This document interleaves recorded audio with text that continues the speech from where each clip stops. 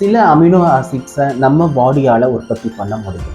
ஆனால் இந்த omega 3 fatty ஆசிட்ஸை உற்பத்தி பண்ணக்கூடிய டீசாச்சுரேஸ் என்சைம்ஸ் நம்ம பாடியில் இல்லை அப்படிங்கிறதுனால இந்த ஒமேகா 3 ஃபேட்டி ஆசிட்ஸை நம்ம பாடியால் உற்பத்தி பண்ண முடியாது.